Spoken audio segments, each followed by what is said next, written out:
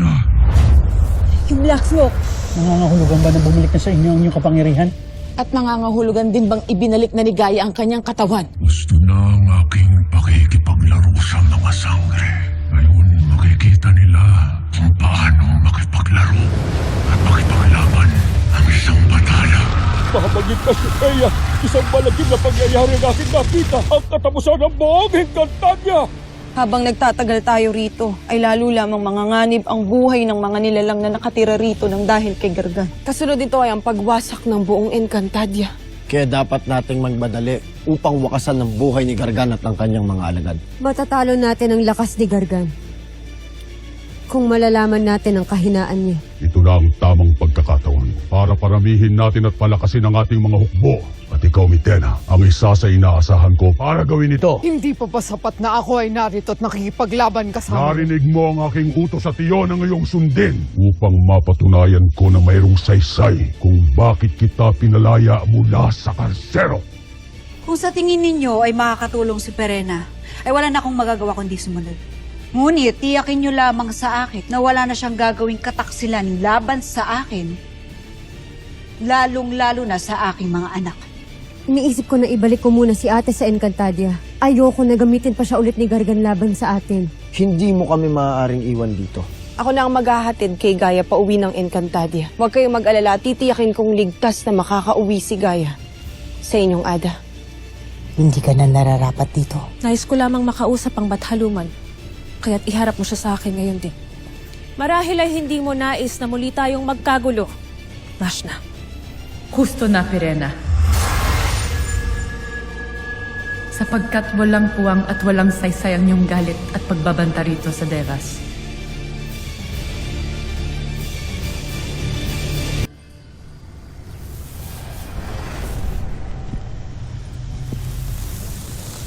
Muli nating palalabasin ng mga sangre sa kanilang lungga.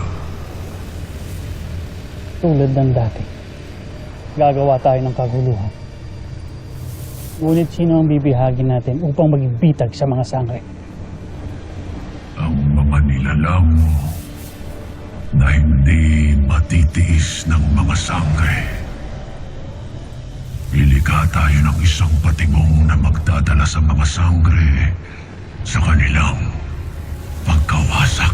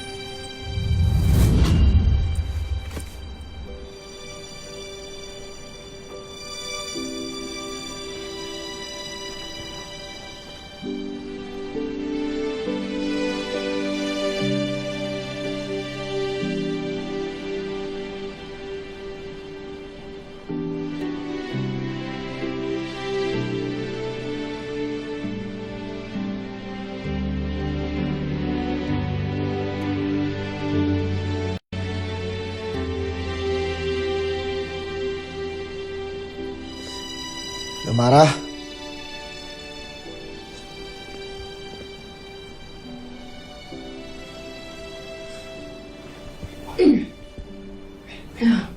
Nakahanda ka na pala upang umalis.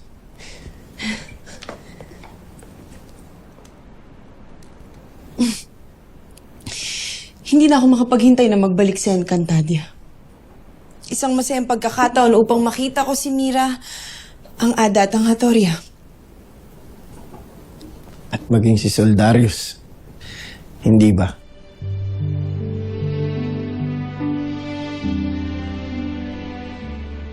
Nakatitiyak ako na nananabik ka na rin makita at makausap ang matalik mong kaibigan, Flamara. Nabatid naman nating may pagtatangi sa iyo.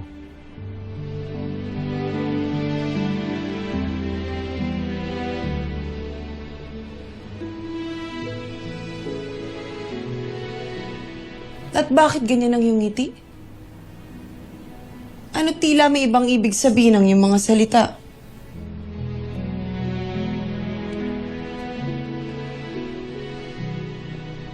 Ano bang mali sa sinabi ko, Flamara? Ang hirap sa'yo. Parati mong gustong palabasin na matatag at malakas yung puso mo. Ano nga bang mali, Flamara? Kung siya yung nais mong muling makita.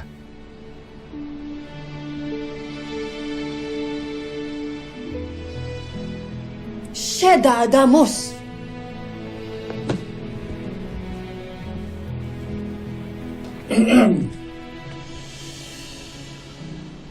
Nag-aaway ba kayo?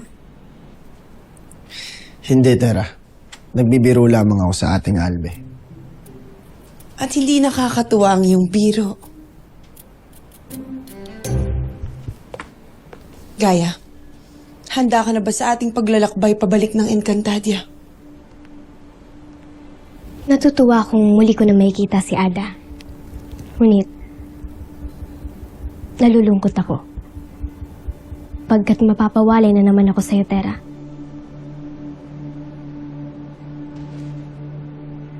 Magkakasama din tayo ulit agad, ate. Kaya mag-iingat ka.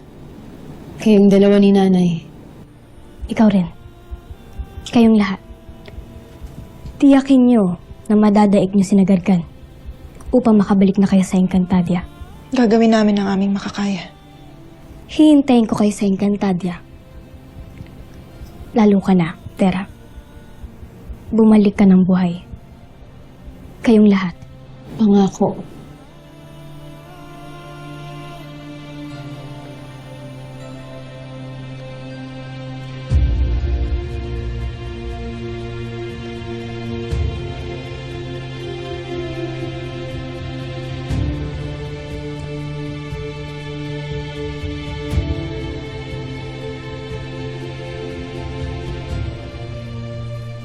Tara na, Flamara at Gaya.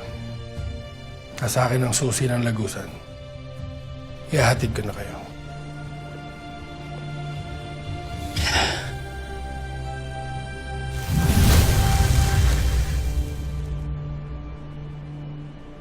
Mamimiss ko si ate. Pero tama lang na pinabalik na natin siya ng Encantadia. Lalo't nakatitiyak ako na mas matindi ang susunod nating pakikipagharap kay Gargan. At yun ang dapat nating paghandaan.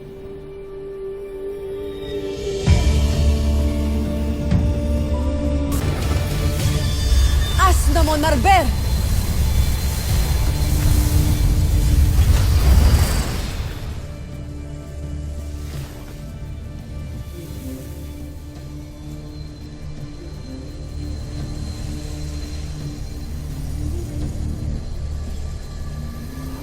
Narito na tayong muli, Gaya.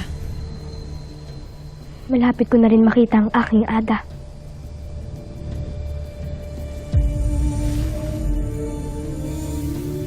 Maligayang pagbabalik sa Encantadia.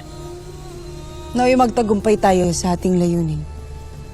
Matapos ang gulo, upang wala nang ibang nilalang pang madamay sa kasamaan ni Nagarkan. Tayo na.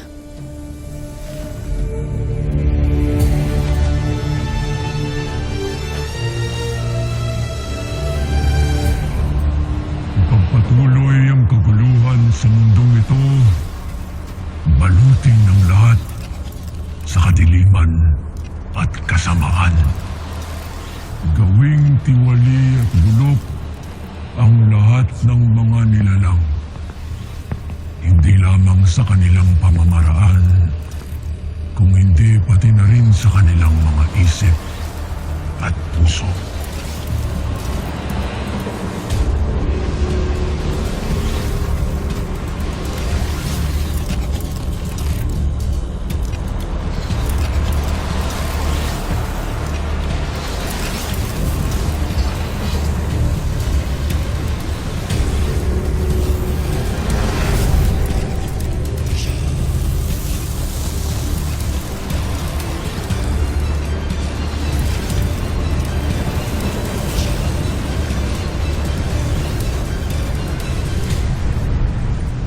Malinaw ba ang aking tinuran, Lira? Kopya, Ashley. Klarong-klaro. Di na ako makapag-intay. Makipagrambulan dyan sa Hagon at sa Mitenang yan. Lalo na dyan sa Mitena. May atraso pa siya sa amin ni Miray. Speaking of the dead, saan ka ba nang pupunta, Beshi? Ba't ngayon ka lang? Kanina pa kami nag-iintay dito. Hagapyave, kung kami natagalan. Sapagkat tiniyak ko muna na nasa maayos sa lagay ng Hatoria bago ko to iwan. Ngunit bakit ikaw lamang mag-isa, Mira? Ashik, kasama ko sina Mantu... Nasaan ang iyong ina? Hinahanap mo ba ang iyong sisterette right now? Bati na ba kayo ni Ashley Perena? Manahimik kami. Miss mo siya, no? Mahal na sangre, yan na nga ang aming suliranin. Pagkat nawawala ang iyong apo eh. Kahit si Sangre Mira ay hindi alam kung saan siya nagtungo. Naku po. Bastahan tayo. May ginagawa na namang kalokohan yung nanay mo. Otre, Ashti.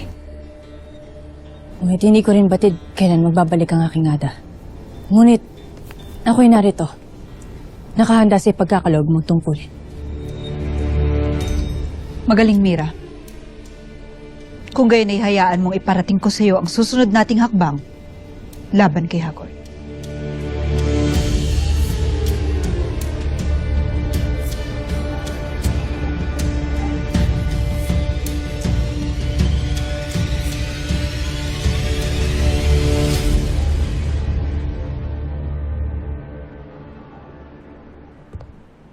Mabuti at nakabalik ka na pala mula sa Lereo. Lalo't nais kitang makausap na masensinan na Armea. Tungkol saan, Soldarius? Mga kawal, iwan niyo muna kami.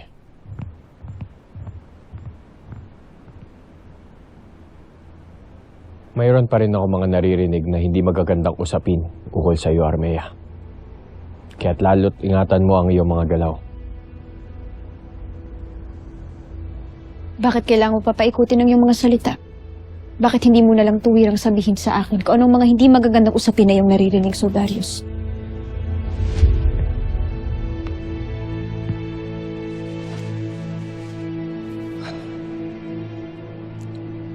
Tunay nga ba ang bulong-bulungan na ikaw raw ay may pagtingin sa isang miniawing si Daron?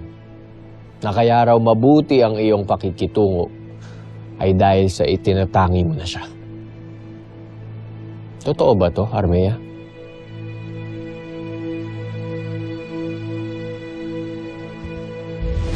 At sino namang makating dila ang nagsabi niyan?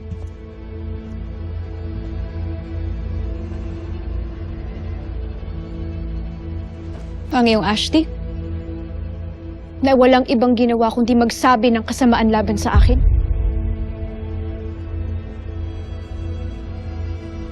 Tapatin mo ako, Hara Armea. Hindi bilang asawa mo o bilang isang rama, kundi bilang isang kaibigan. Tunay nga bang may pagtingin ka na sa miniawing yon?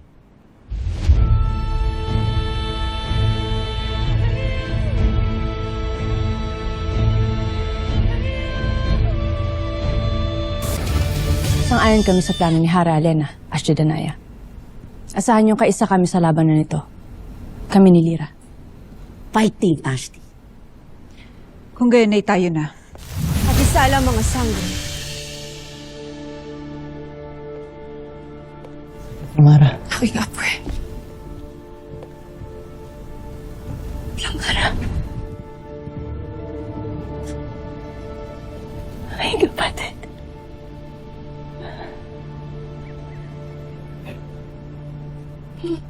Nagagalak kong makita ka. Ako din.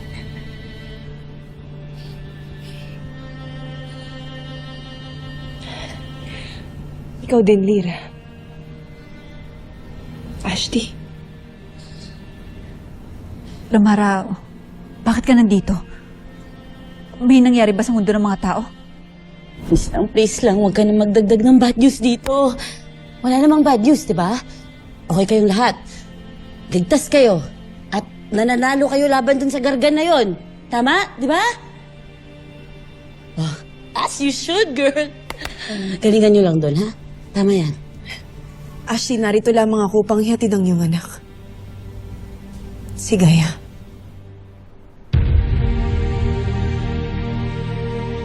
Gaia!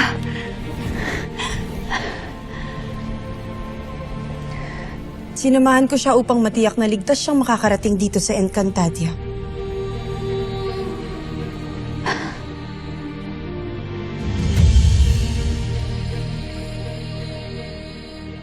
Anong saysay ng nararamdaman ko? Lalo't batid ko na ang aking puso ay hindi ko pwede ipagkaloob sa iba. Mananatili itong nakatali sa Sapiro at sa Encantadia. Bakit hindi mo aminin sa akin ang totoo, Armea? Para saan pa? Masasaktan ka ba? Hindi ba't batid natin na wala namang pagmamahal sa ating dalawa lalo't may minamahal kang iba? Sabihin mo sa akin, Soldarius, makakabawas ba sa iyong pagiging hari at sa iyong tungkulin ang naudlot mong pagmamahal kay Flamara? Ayoko lamang bigyan sila ng pagkakataong mawasak at masira ka, Armea. Uulitin ko, Soldarius. Batid ko ang aking tungkulin. At ang bigat ng sagisag ng pagiging reyna, kaya hindi ko to kailanman ipagpapalit para sa kahit sino. Kahit ano pang aking nararamdaman. Kaya hindi mo ko kailangang paalalahanan.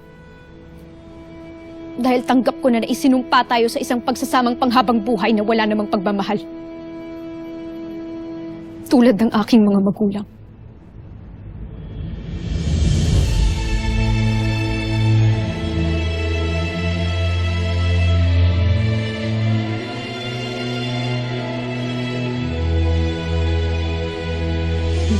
Maligayang pagbabalik dito sa Encantadia, aking anak. Ngunit, nasaan ang iyong kapatid? Flamara, nasaan si Terra? Ligtas ba siya? Ligtas siya. Kinailangan niya lamang na manatili sa mundo ng mga tao upang paghandaan ang aming laban kay Gargan. Kung kahit ako na muna ang naghatid dito kay Gaia. Ngunit kailangan ko na ring umalis. Kailangan ko na magbalik sa mundo ng mga tao. Ngunit bago ang lahat, nais ko sana munang makita at makausap ang ating Ada, Mira. Wala siya, Sangre Flamara. Hindi namin batid kung nasan siya. Maaaring may mahalaga lamang siya pinuntahan, Flamara. Gayunman ay wala kang dapat ipag-alala sa kanya. Lalong-lalo na sa Hatoria. Kamag-alala. Gagawa namin lahat para labanan ng mga pasniyang kalaban dito. Huwag mo kaming alalahanin. Ang mabuti pa, Flamara, ay magtungo ka na sa mundo ng mga tao. Hindi dapat kayo naghihiwa-hiwalay apat. Masusunod, Ashley.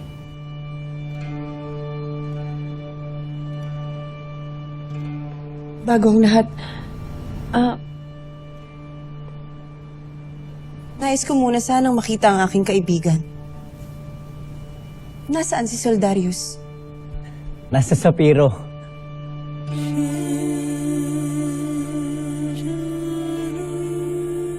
Abisala, Maiste. Mag-ingat ka.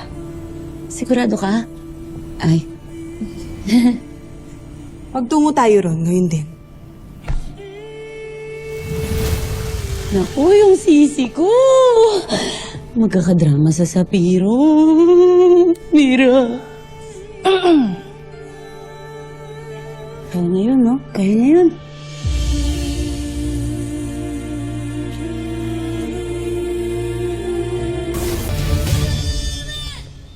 Abisala Eshma, sa pagkakataong ito na muling makapasok ng Devas, Bathalungan. Ano ang iyong sadya sa akin, Pirena? Bago yan, maaari bang makita ko muna ang aking asawa kung iyong pahihintulutan? Hindi mo pa ba nalalaman na buong kaganapan, Pirena? Kung bakit si Bathaluman na ang namamahala dito sa Devas? Huwag mong sabihin, hindi mo alam ang totoong sanhi ng pagkamatay ni Emre. Batid kong namayapa na si Emre at siya'y pinalitan na ng Bathaluman. Ngunit paano nga ba siya namaala? Ito bang dahilan ng iyong pagparito, Pirena? O may iba ka pang sadya? Bakit hindi ito ang unahin mong isang guni? Kaysa alamin ang mga bagay na tiyak kong magiging masakit para sa iyo. Magiging masakit para sa akin. Hedustre estanyar boya nazarte, Pirena. Mahabaging Bataluman. Nagtungo ako rito upang humingi ng iyong tulong at basbas. Batid niyong lahat ang aking pagnanais na maging kapaki-pakinabang sa Encantadia sa kabila ng aking pagiging iftre. At batid ko rin na meron kang kapangyarihan upang gaya ni Mira at Lyra ay ako ay yung mabasbasan upang muling makahawak ng sandata at makalaban para ipagtanggol ang ating daigdig.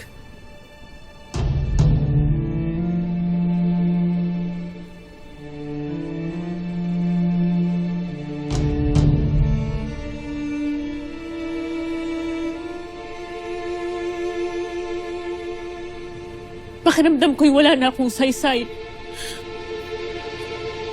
Kilala mo ko, Bataluman, at batid mo rin kung ano ang nasa aking puso. Kahit kung hindi mo man maibalik sa akin ang aking buhay, maaari bang bigyan mo ako ng kakayahan na ipagtanggol ang aking sarili at ang Encantadia?